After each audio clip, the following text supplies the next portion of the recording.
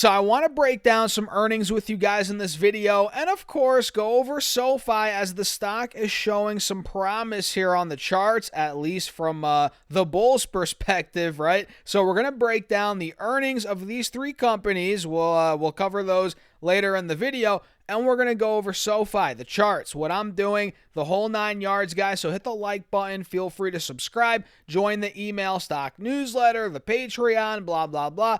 All those links are right down below, and now let's dive into it. So we have been all over the place. It's been a choppy day for Sofi today. We are now down about, 3 cents, 2 cents, not a big deal, trading at about 22 bucks a share, but you're going to notice we saw a lot of positive price action this morning, right? You guys can see we hit almost $22.75 this morning. Well, more like $22.60. Let's not overinflate it, but we did see a big pop this morning, and we actually saw another push to that point. So we hit $22.60 at about 10:15 a.m. Then we ran again at $22.50 at about noon, 12:15 p.m. And then since that point, well, we've been down on Sofi, but you're going to notice on this 5-day, 5-minute today, even though we're down now, even though we're selling off into close, which it's almost 3 p.m. right now, power hour is about to start, even though we're dumping, we still took out the highs from yesterday, and it seems like this entire week, which is very good for the bulls. And do you guys remember this wedge that we talked about? And I believe yesterday's update, we're starting to break out. With this move today, we're taking out the highs, like I said, from yesterday, from this entire week. We're now starting to break above the moving averages and this wedge. So I think based on the way things are lining up here, I don't know about you guys, but I'm seeing this potentially making a move back to 23.75 in the short term, which was the high from right after earnings. Well, one of the highs from right after earnings. That is where we could be going. And then if that were to break, guys, like we said, 25 could be the next target, $25 per share, right?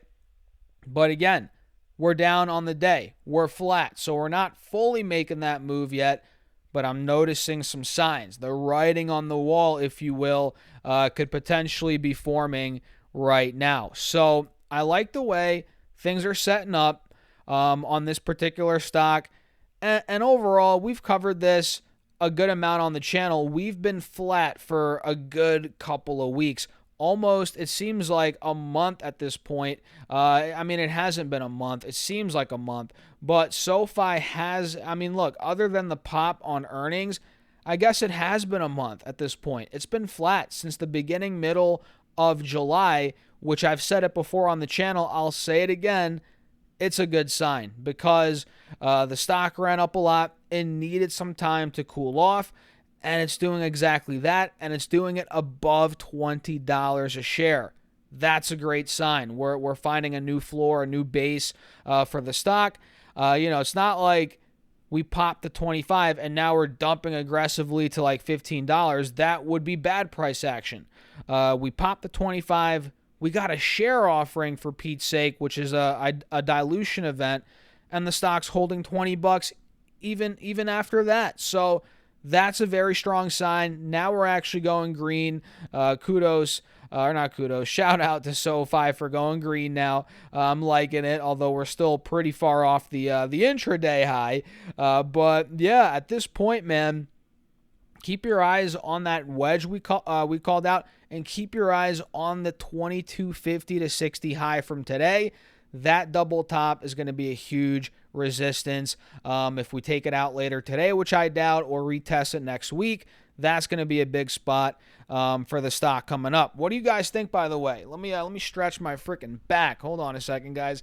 I got this new mic, which, by the way, have you noticed the audio quality? Let me know in the comments. But I got this new mic, and I'm not in my usual setup right now, so I don't have my my boom arm or my mic arm, whatever you want to call it. So this thing is it's not heavy, but holding it straight up like this, you guys can't tell, but I'm holding it like that. It's actually killing my wrist and bicep, but I'm like kind of leaning it on my stomach now, so it's actually not too bad.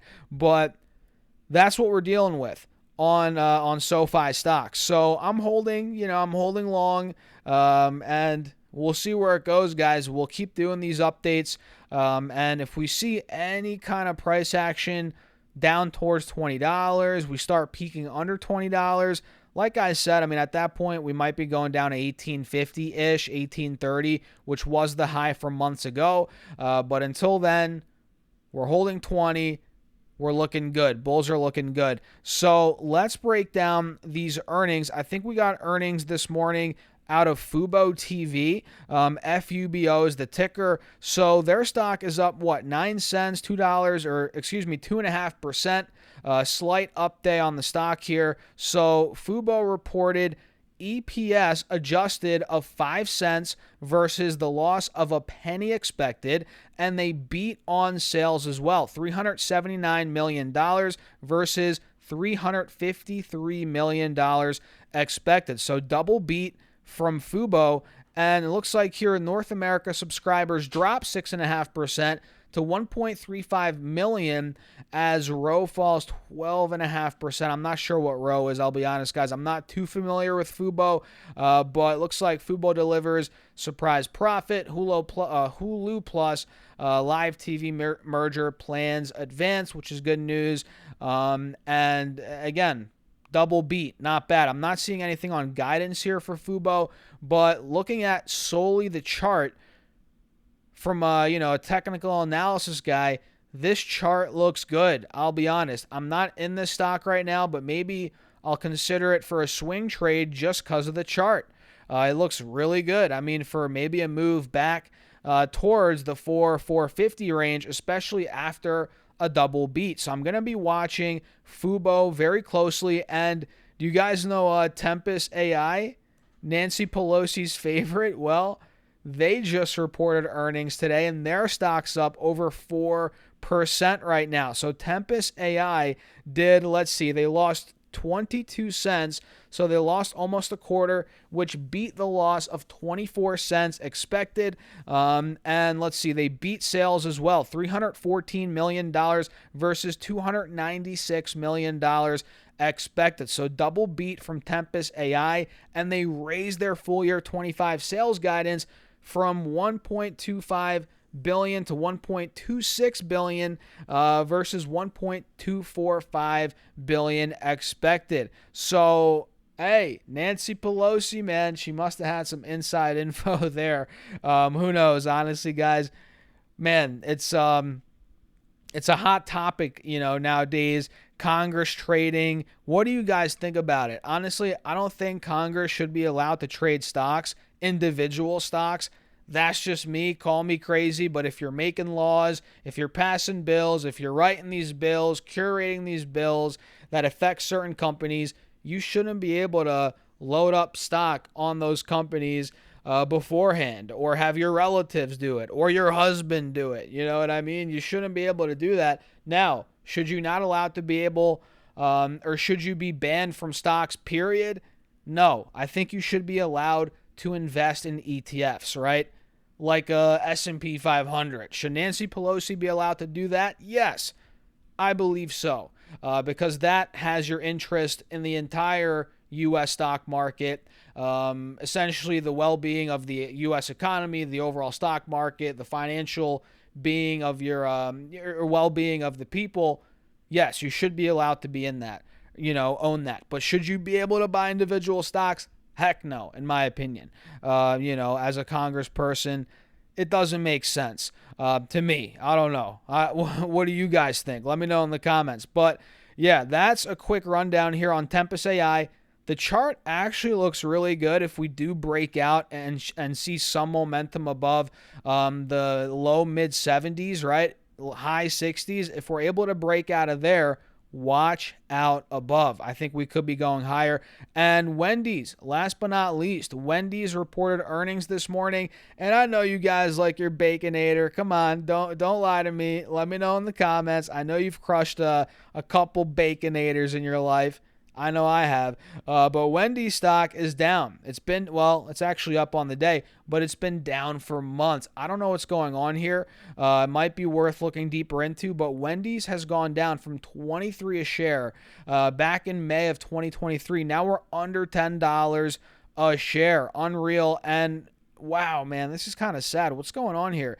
It's at the same price it was at 10 years ago, actually 11, almost 12 years ago, which is bonkers. So I might have to look deeper into this. But Wendy's reported, I guess they're not selling as many Baconators, guys, but Wendy's reported earnings per share of 29 cents versus 26 cents expected on sales of 560 million versus, well, 560 million. Slight beat on sales. They beat EPS, and it looks like they cut full year adjusted EBITDA view. That's not ideal. Wow. So anything else here? They expect 2025 adjusted EPS range of 82 to 89 cents versus 94 cents. Oof, not ideal.